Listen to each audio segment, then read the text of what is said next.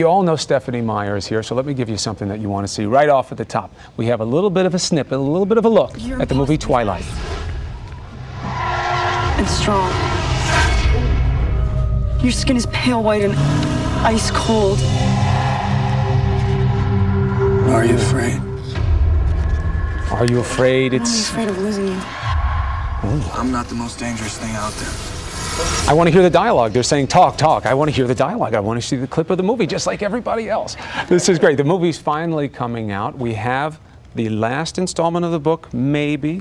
Book coming out after. There's a lot of intrigue. There's a lot to cover. Stephenie Meyer is here. A great, great pleasure to have you. Well, thank you so much. I am not going to ask you the question that everybody asks you, and here is why.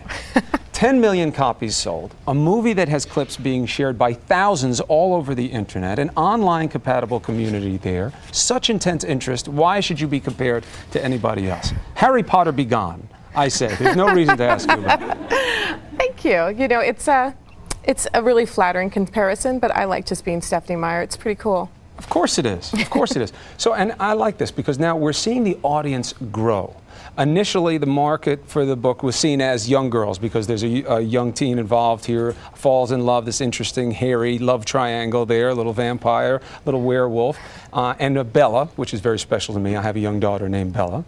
Although the whole idea of romance, I see every boy as a werewolf or a vampire, so this book. But it has branched out from just young teenage girls. What are you seeing now?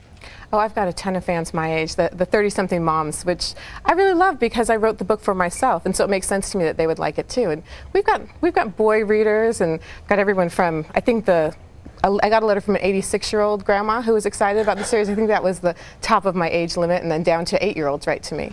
And, you know, interesting, many know the backstory that this came to you in a dream and you woke up and kind of did like just an info dump of this great dream that you had had. But I think one of the things that captivates people about the series is how organic it is. You know, that this wasn't something product of a publishing house or a marketing firm. Are you surprised at the interest in the evolution of the characters, the audience growing, the want for more? Did you picture any of this? Oh no, I didn't picture anything like this. It's really exciting that they care so much about the characters too, because that's how I feel when I'm writing it. I want to know what happens next. I want to see how it develops and what they say to each other, and to have other people feel the same way. It's so gratifying. Now, how do you get the inspiration for vampire, werewolf, human interactivity from everyday life? Do you have to put yourself in a certain place? Do you have to like try to be different to think of those types of thoughts? Well, once you have the characters in place, which luckily I got that great dream to start me off, when you have very strong characters, they just decide the story themselves. So I just am along for the ride. I get to watch what they want to do. It's really exciting. Now, what can you tell me about this latest installment of the book, other than that it's not officially the last? You know, I was worried about violence here this morning if it was officially the last. But there is a book that's going to come out after it that's the perspective from one character's perspective. But what can you tell me about this book? Not very much. Oh, come on, tomorrow. Give me something. I mean, these people here, they expect something. I'm a hard interviewer. You know? Well, I can tell you that I really love it, and I had so much fun writing it. I had the story in mind from the very beginning. After I finished Twilight and I decided to continue on, I knew how this was going to end. And so from, gosh, 2003, 2 years before anyone had seen Twilight, this was the book that was brewing. So it's very much the story I always wanted to tell, and I'm excited about that. One detail, one suggestion, something that I can seem special in all of this? Okay. Well, I got to write a wedding, which was so much fun. I love weddings. You like that? Write a wedding? Anybody there? You're anxious? You like it? I did my job. We're happy now. I can move on? Good, good, good. I like it. I like it. How has this changed your life personally? Obviously, it's lucrative and successful, but dealing with your own family situation, the separation of author, mother, spouse, how do you deal with it? It is a real separation. When I'm at home, everything is just normal. I'm mom. It's just every day's, you know, kind of what you expect, very normal and standard. And then every now and then I have to be Stephenie Meyer and go on the road and have cameras pointed at me. But generally, I get to just be me. It's cool. We have all these viewers came in, 1,000 emails we had within 24 hours. It's like definitely a record here at GMA. So let me just give you one of them here. Okay. We have, you know, Australia, Brazil, Sweden, even Malaysia. Many of them said the theme was, please don't end the series. Why is Breaking Dawn the end of the series? Give them some comfort. Is it technically the end? It's the end of Bella's story. She's not going to tell the story anymore, but I don't know if I'm completely finished with the characters. There's a reason it had to end, though. I think there's a natural arc to a story, and if you prolong that unnaturally, it doesn't read well. It's not a good story anymore. Strong point, strong point. Another popular question, does your husband ever get jealous of Edward? Clearly coming from a woman. Why would you think he'd get jealous of a vampire? Anyway, no, he refuses to be jealous of fictional characters. He says, you know, I'm real, so I've got one on him there. I like that.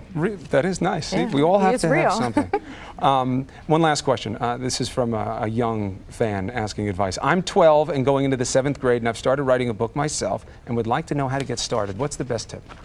I think the most important thing is to write the book without worrying about where am I going to publish this? How do I get it sent out to people? Will I get rejected? Because the publishing part is not the fun part. The fun part is writing.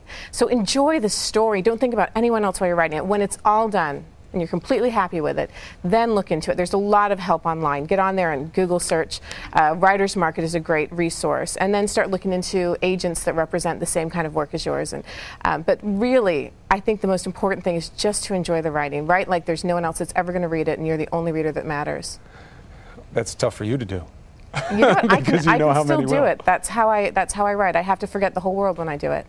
Beautiful. Stephenie Meyer, congratulations on the success. Thank you for joining us. And I want you to tell me one more thing about the book after. After the camera's And then off. they'll all know I know, so they'll watch every day to see if I tell them. Thank you so much. All of you can go to abcnews.com to check out the trailer from the movie Twilight.